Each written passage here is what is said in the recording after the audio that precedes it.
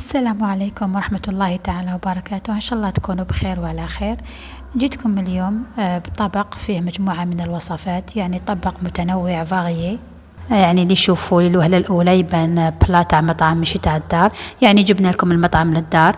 البلا تاعنا وش فيه؟ متنوع، فيه لي بغوشات تاع الدجاج، فيه الرز، وفيه بطاطا صوتي في المقلاة. نتوما تقدروا تعوضوها بالبطاطا المقلية. انا هنا حبيت البلا تاعي يكون شوية صحي وقليل الزيوت، كنت درت شوية زيتون ودرت شوية طوماطيش. نتوما تقدروا ديروا شلاضة، يعني البلا هذا ترافقوه بواش تحبوا الامور اللي يحبوها من العائلة تاعكم. شوفوا الرز معايا هنا كيفاش جا جنبر زاعم فلفل ماشي معجن كما يقولوا، جا حبة على حبة. ما نطولش عليكم ونروحوا للمقادير وطريقة التحضير. بالنسبة للمقادير، أول حاجة نروح نحضروها هي البطاطا. أنا كانت عندي هذه البطاطا الصغيرة، كنت قطعتها غسلتها ودرتها تفور. بعد ذلك نجيب وسط تاع الدجاج نقطعوه لقطع صغيرة كما راكم تلاحظوا، ونروحوا نوجدوا لاماغينات تاعنا. كاين عدة أنواع من لاماغينات، أنا اليوم خيرت هذه تعجبني بزاف. فيها سنة توم، حبة طرشي ولا حار، وحبة طماطيش. عندنا ملعقة من الخردل لاموتارد، قطعة من الزبدة، عندنا ملعقتين من الزيت، عندنا الملح بيان سور، ونروحو نديرو التوابل المفضله ديالنا. بالنسبه للتوابل انا واش درت فلفل اسود، درت كمون كثرت منه شويه، درت تابل الدجاج، درت عكري. الا كنتو تحبوا الحار ديروه حار بيان سور، الا كنتو ما تحبوش ما ديروش الحار.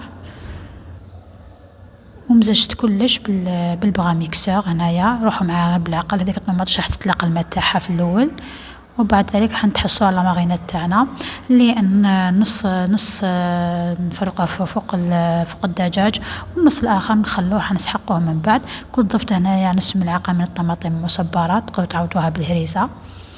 هنايا نخلط مليح الدجاج تاعي، وهذه العمليه مليح لو كان ديروها من قبل، من الاحسن في الصباح ولا وتخلوها في الثلاجه، راح تجيكم احسن واحسن، راح تشرب مليح هذيك لاماغينات. بعد ما ريح الدجاج تاعنا نروح نجيبو لي بغوش تاعنا. انا لو كان يكونوا عندكم لي بغوش تاع الحديد احسن من تاع الحطب، لكن معليش تاع الحطب ايضا نقدروا نستعملوهم، وما يقولوا النتيجه تاعهم مقبوله. يعني شوفوا بسم الله ما شاء الله، يعني نصف صدر الدجاج، يعني دار لي حوالي سبعة من لي بغوش. يعني وانتم صدر الدجاج راح تجيكم كميه اكبر واكبر على حسب افراد العائله. نعمر لي بغوشات تاوعي كما راكم تشوفوا، ونروح نوجد المقلاة تاعي.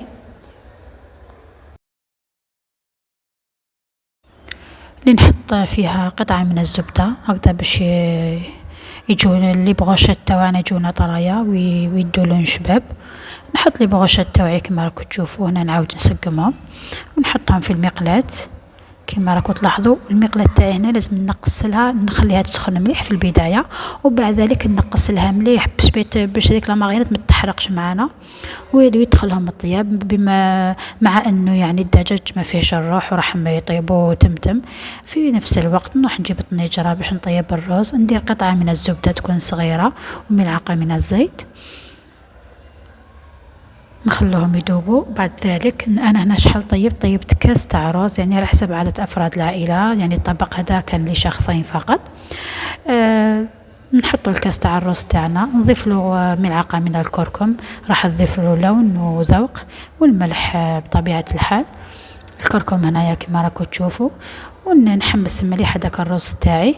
بعد ذلك نمرق بزوج كيسان تاع ما فقط، زوج كيسان، يعني راح يجيك طايب ما يتعجنش معاك. يعني هنا كي يطيب معنا غير نشوفوه شرب كامل الماء تاعنا، نطفيوله ونخلوه يزيد يطيب في هذيك الحراره ديالو. هنا لي بغوشات تاوعي نجيب اي اداه تكون عندك في المنزل ونضغطوا مليح هكذا، شغل نبلاطيوهم مليح باش ياخذوا اللون شباب، وزيدوا نعاونوهم في الطياب. كما راكم تلاحظوا خداو لون هايل. بعد ذلك نحيهم نحطهم في الطبسي تاعي، ونجيب هذيك لاماغينات تاعي اللي فضلت لي. هنا شوفوا على حسب المقلاة تاعكم، انا المقلاة تاعي تشد الحراره على هذيك، طفيت النار وزدت هذيك لاماغينات، وبعد ذلك ضفت البطاطا تاعي وصوتيتها. هنايا غير بالعقل باش ما تحرقش لاماغينات معاكم. ونروحوا نجهزوا البلاط تاعنا كما راكم تلاحظوا. هنايا جبت الروز تاعي درتو في اون بول وضغطت مليح. بعد ذلك حطيته هنايا في البلا ديالي. بعد ضفت لي بغوشات توعية على الدجاج، وضفت هذيك البطاطا اللي تقدري تعوضيها بالبطاطا المقليه على حسب الذوق تاع افراد العائله ديالك. تقدري تضيفي ايضا سلطه خضراء. انا ضفت هنا شرائح من الطماطم، ودرت حبة فلفل مرقد، ودرت شوية زيتون، وكنت زينت هذاك الرز ديالي بغوزاس هكذايا بالمايونيز وحبة زيتون من الفوق. كانت هذه هي وصفتنا لنهار اليوم، نتمنى تجربوها وتفرحوا بها العائلة ديالكم. إذا عندكم اقتراحات لوصفات أخرى خلوها لي في لي كومنتير، خلوا لي جام وشاركوها مع أصدقائكم باش تعم الفائدة. واللي ما راش داير مشاركة يدير مشاركة ويفعل زر الجرس باش يلحقوا كل جديد. أترككم في رعاية الله وحفظه، ومع السلامة في فيديو قادم بحول الله.